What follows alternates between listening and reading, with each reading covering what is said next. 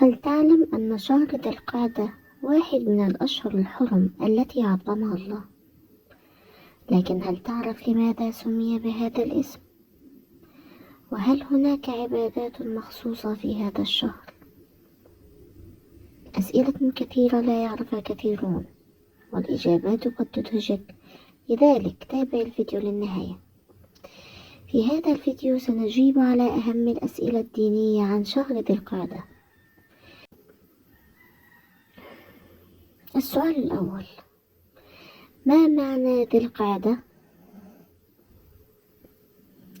سمي ذي القعدة بهذا الاسم لأن العرب كانوا يقعدون فيه عن القتال احتراما لحرمة الشهر، فهو من الأشهر الحرم الأربعة التي حرم الله فيها القتال والظلم.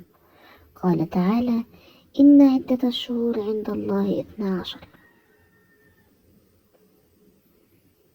السؤال الثاني: ما هي الأشهر الحرم؟ هي 4 أشهر حرم الله فيها القتال والظلم، وذو القعدة أحدهما.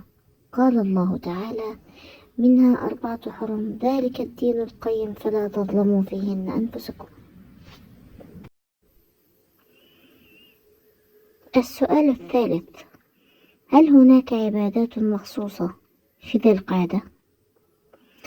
من الأعمال المستحبة في شهر ذي القعدة التقرب إلى الله عز وجل بكثرة الأعمال الصالحة، والتي منها الحرص على الصلاة في مواعيدها، والإكثار من ذكر الله تعالى، والاستغفار، وقراءة القرآن الكريم، وصلة الرحم، وبر الوالدين، وقيام الليل، والتصدق، والعمرة.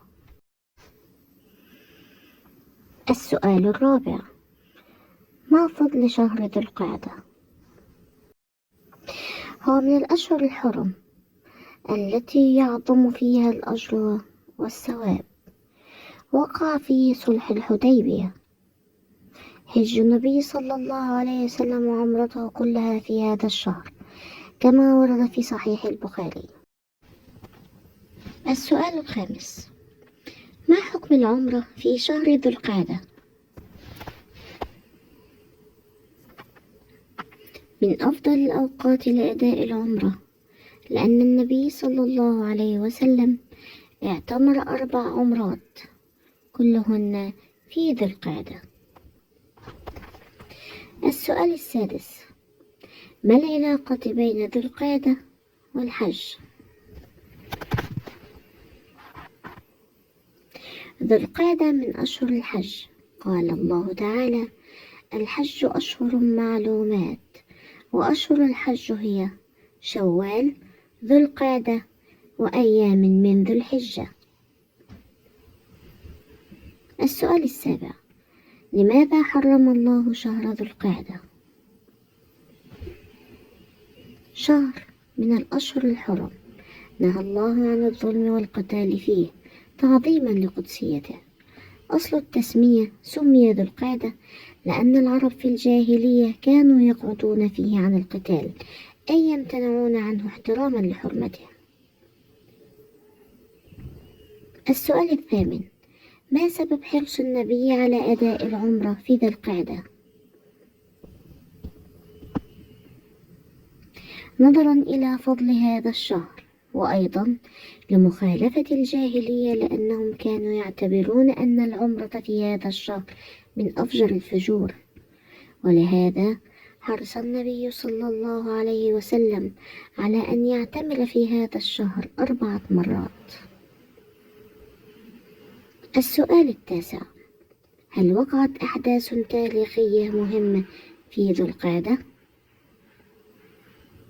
نعم، من أبرزها صلح الحديبية 6 هجريا، وعمرة الحديبية، وعمرات النبي 4 كلها في ذو القعدة. السؤال العاشر: كيف أستثمر هذا الشهر في الطاعات؟ كثرة الذكر والتسبيح، الصيام، قراءة القرآن، بر الوالدين، كثرة الاستغفار. نية التوبة قبل دخول ذو الحجة. شهر ذو القعدة ليس شهرا عاديا، بل هو فرصة عظيمة لمراجعة النفس والرجوع إلى الله. لا تفوت الأجر ولا تجعل الأيام تمر دون طاعة. شارك هذا الفيديو مع من تحب ليعلموا فضل هذا الشهر، ولا تنسى الضغط على زر الإعجاب والاشتراك في القناة وتفعيل زر الجرس ولايك ليصلك كل جديد. والسلام عليكم ورحمة الله وبركاته.